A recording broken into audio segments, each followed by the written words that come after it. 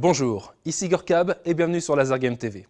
Révélation, histoire, stratégie, joueurs, équipe, chaque semaine, entrez dans l'univers laser et révélez le laser gamer qui est en vous. Aujourd'hui, nous ne voyagerons pas dans le temps, mais sur la Terre. La France est un bien beau pays et le laser, qui plaît à tout le monde, se met lui aussi à voyager.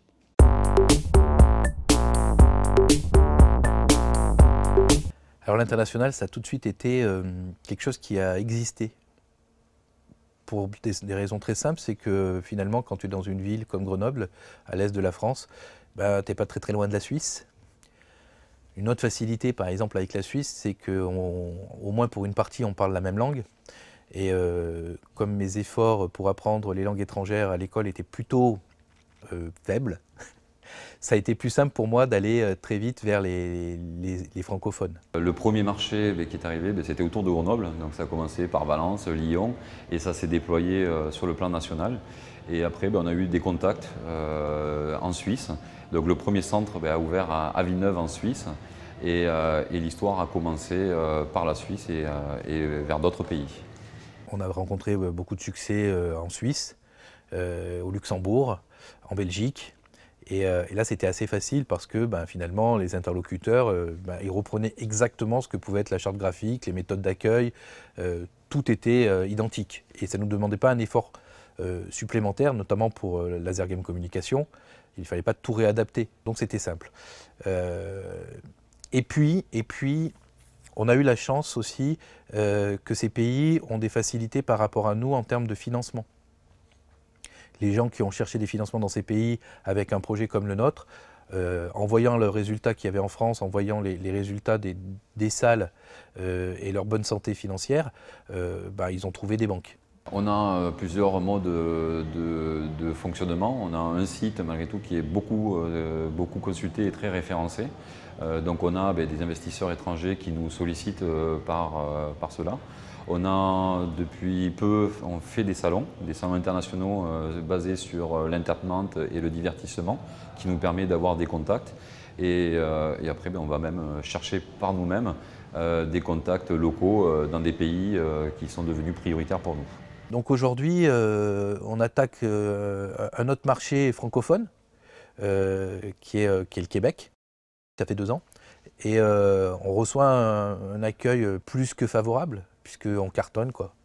Alors que les laser tags existent là-bas depuis des années et des années, mais à croire que nos méthodes et notre matériel cartonnent aussi partout où on va s'installer. Donc on a mis là-bas 3 entités. On a dû changer le nom. Alors là, pour la marque, c'était pas top. On a dû changer le nom sur Québec, la ville de Québec, avec Défi Laser. Parce que Laser Game, c'était trop anglo-saxon. Et là-bas, ils n'aiment pas trop, ils veulent garder une entité française le plus possible, garder leur langue. Donc nous, on a dû changer de nom. Bon, on a une petite espérance, c'est que c'est faire le chemin contraire, dans pas très longtemps. Mais bon, ça, on verra bien. Ça nous ouvre aussi les portes de tout ce qui est Amérique du Nord. Voilà, il faut être très clair. Une fois qu'on a mis les pieds au Canada, on a très envie d'aller voir un peu plus bas ce qui s'y passe. Déjà parce qu'il fait un peu froid là-bas et que je pense qu'on va chercher un petit peu plus de chaleur un peu plus bas. Mais aussi parce qu'on a des gens ouverts à l'entreprise. Et ça le smile. Voilà, on a en face des gens qui sont plutôt optimistes, qui ont envie d'avancer. Alors on a un fort développement sur le Canada, donc principalement aujourd'hui sur la province de Québec, où on a 3 sites avec un pilote à Montréal, dans un centre commercial, le 10-30, qui est très prometteur, et un plan de développement qui est en cours sur à peu près 5 à 10 unités par an. Un programme de développement sur l'Espagne, on valide des partenaires pour développer l'Espagne avec une implantation sur Madrid. À l'heure actuelle, en Espagne, le loisir est un motif de fréquentation très assidue des centres commerciaux et des zones qui proposent ce genre d'activité. La technologie et l'aventure proposées font que le public peut visiter et revenir à plusieurs reprises sur ce genre de centre.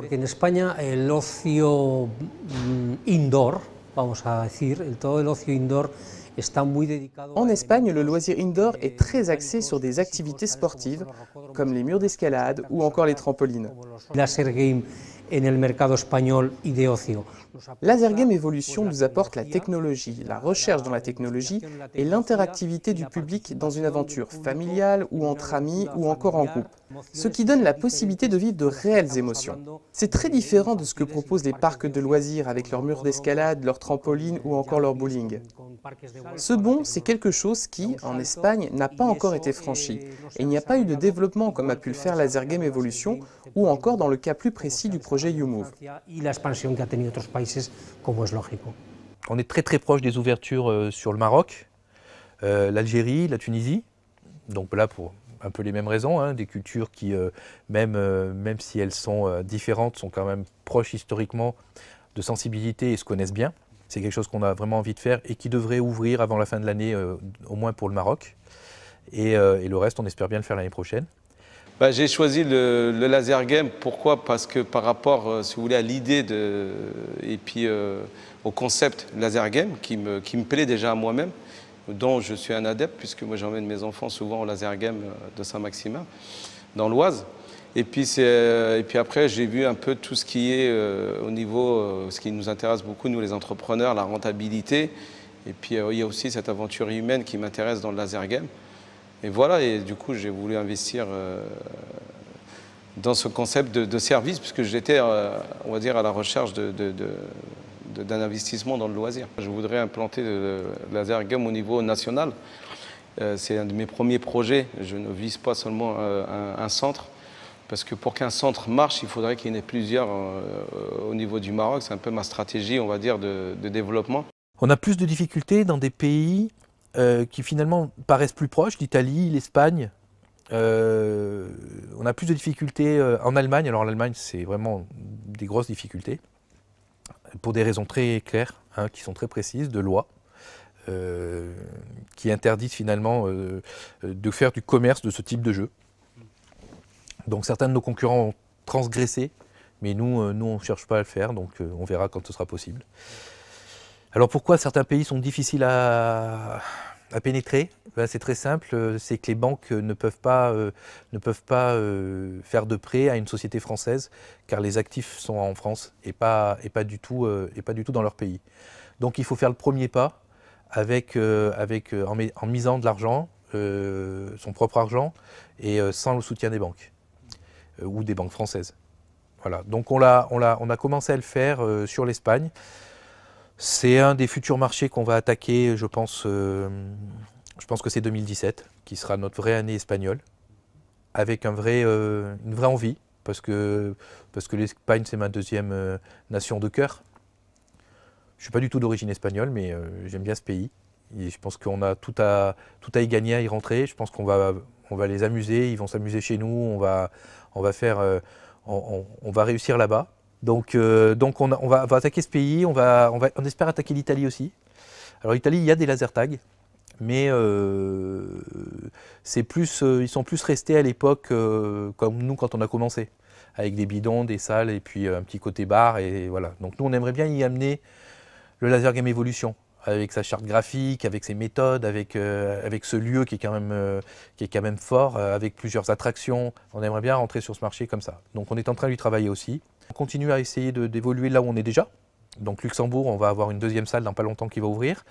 Et puis la Belgique aussi, où on est en train d'installer la troisième et la quatrième salle, en espérant pouvoir après gagner les marchés hollandais ou les marchés flamands belges. Donc s'internationaliser au bout d'un moment sur une autre langue, ça serait vachement bien. Un endroit qui n'est pas vraiment un autre pays, mais qui nous a appris à travailler avec des salles qui sont très lointaines, c'est nos dom-toms. Même si le matériel est toujours réparé en métropole, ça montre que la solidité. C'est-à-dire qu'on arrive à le faire à l'autre bout du monde. Parce que quand on est à Nouméa, en Nouvelle-Calédonie, on est vraiment de l'autre côté de la planète. Donc si on arrive à maintenir un matériel en marche de l'autre côté de la planète, ça veut dire quelque chose. Ça veut dire très simplement qu'il est super solide. Voilà.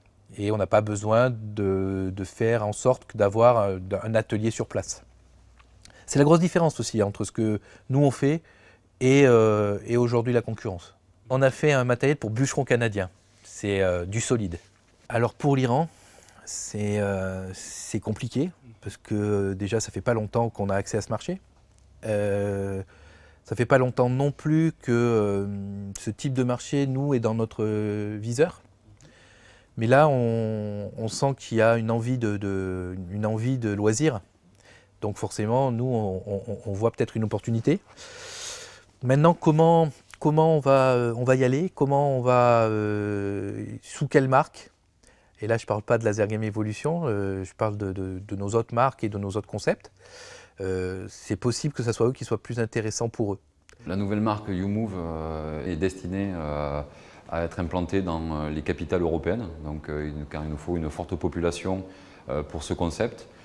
Donc je dirais aujourd'hui on est très sollicité par tout ce qui est promoteur immobilier qui réalise des nouveaux centres commerciaux, des shopping malls avec une forte partie loisirs. Donc on est énormément sollicité, donc je dirais le développement va se faire de façon modérée par les grosses villes comme Madrid, Barcelone, Berlin ou autres. Et à côté de ça, on a des demandes là où il y a une forte concentration de shopping malls, notamment à Dubaï ou dans les pays du Moyen-Orient. En gros, arriver avec des mini-parcs d'attractions, on ouvre d'autres portes et on ouvre d'autres possibilités. Et ça sera plus simple à expliquer aussi. Voilà. Donc pour l'Iran, c'est ça. Après, on a d'autres marchés. Il y a aujourd'hui une vraie discussion avec la Thaïlande, mais aussi sur notre autre marque, notre mini-parc d'attractions, sur YouMove Station. Mais ça ouvre les portes aussi à Laser Game Evolution, et notamment sur Laser Game Evolution le parc, qui lui aussi a plusieurs activités. Donc on a des marchés nouveaux qui vont s'ouvrir. Il est évident que la présence de salles de Laser Game Evolution dans différents pays va nous ouvrir les portes de ceux qui nous sont aujourd'hui fermés, ou du moins celles qu'on n'a pas essayé d'ouvrir. Une aventure qui ne fait que commencer et qui laisse présager de nombreuses parties internationales. Si vous avez aimé cette vidéo, un petit pouce vers le haut, et si vous voulez gagner une partie pour 10 joueurs dans votre centre, postez un commentaire ou une question, nous ferons un tirage au sort avant la prochaine vidéo. À très bientôt.